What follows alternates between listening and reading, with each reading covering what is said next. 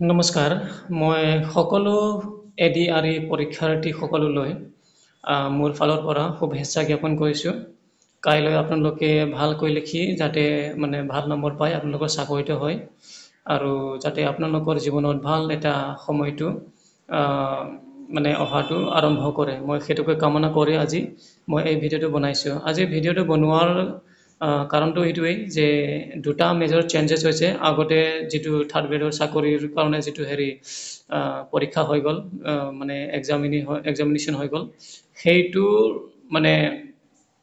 সেইটোৰ লগত আৰু এতিয়া যিটো হৈ আছে হ'বলৈ গৈছে কাইলৈ, এই দুটাৰ মাজত দুটা অলপ ডিফাৰেঞ্চ আহি গৈছে এতিয়া। আচলতে ক'বলৈ মেজৰ ডিফাৰেঞ্চ ক'বলৈ গ'লে দুটা মেজৰ ডিফাৰেঞ্চ আছে।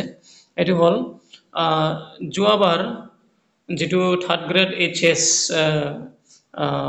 পাছৰ যিটো থাৰ্ড গ্ৰেডৰ পৰীক্ষা হৈ গ'ল, তাত যিবোৰ পৰীক্ষাৰ্থী আছিলে তেওঁলোকক বুকলেটবোৰ লৈ যাব দিয়া হোৱা নাছিলে। কিন্তু এইবাৰ কিন্তু অলপমান চেঞ্জ হৈ গৈছে, ৰুলটো যে আপোনালোকৰ যিটো পৰীক্ষাটো হ'ব, এইটো হোৱাৰ পিছত আপোনালোকৰ বুকলেটটো লৈ যাব পাৰিব। ইয়াত দিয়া আছে চাওক, candidates will be allowed to carry their question booklets after examination. চাওক, আপোনালোকে যেতিয়া পৰীক্ষাটো শেষ হ'ব তেতিয়া আপোনালোকৰ যিটো বুকলেট আছে গোটেই লৈ যাব পাৰিব, লগতে ঘৰলৈ লৈ যাব পাৰিব বুলি লিখা আছে। ঠিক আছে।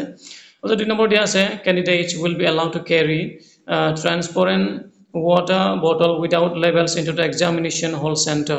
আপুনি যদি পানী বটল লৈ যাব বিচাৰে তেতিয়াহ'লে আপুনি পানী বটল লৈ যাব পাৰিব। কিন্তু আপোনাৰ যিটো পানী বটলত যিটো ষ্টিকাৰ থাকে যিটো লেবেল থাকে, এই লেবেলটো আপোনালোকে আঁতৰাই বা গুচাইহে আপোনালোকৰ যিটো এক্সামিনেশ্যন হল তাত ভিতৰলৈ লৈ যাব পাৰিব, অন্যথা নোৱাৰিব। কথাটো এইটোৱে। গতিকে দুটা মেজৰ চেঞ্জেছ হ'ল। মই এই মেজৰ চেঞ্জেছটোকে আপোনালোকক জনাম বুলি এই ভিডিঅ'টো বনালোঁ। গতিকে মনত ৰাখিব।